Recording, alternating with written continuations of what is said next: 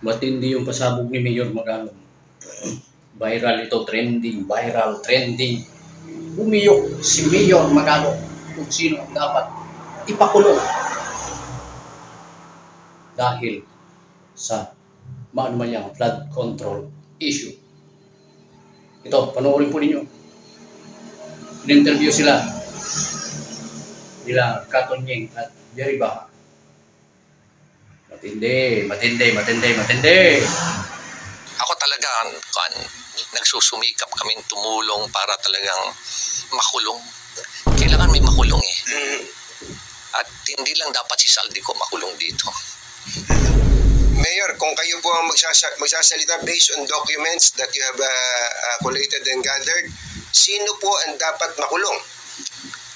Well, Can you name names? Isa na dyan siguro si Speaker Romualdez na dapat makulong dyan.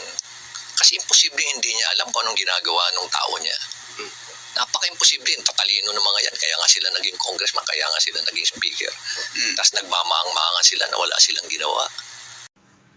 Ngayon, anong masasabi ng mga bayarang mga vlogger dyan? Sabihin na naman yung fake news.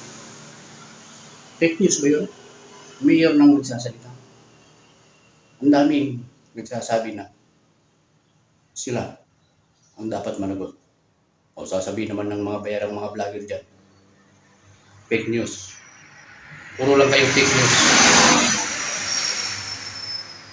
Pagka ordinaryong tao, pag ordinaryong Pilipino, nakagawa ng kasalanan, katulad ng vlogger na hinuli ng NBI dahil nagkasala, huli agad, kulong agad. Pero yung mga ma-impluensyang mga tao, kagaya ng mga binabanggit ni Mayor Magalong, hindi lang si Mayor Magalong nagsasabi. Ang daming mga kontraktor nag-uugnay sa kanila.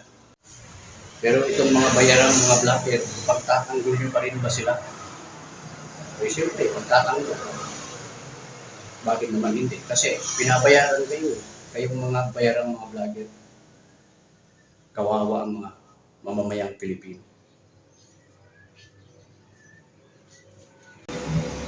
Kahit alam ng mga bayarang mga vlogger na kung sino yung mastermind sa maanumayang flood control issue,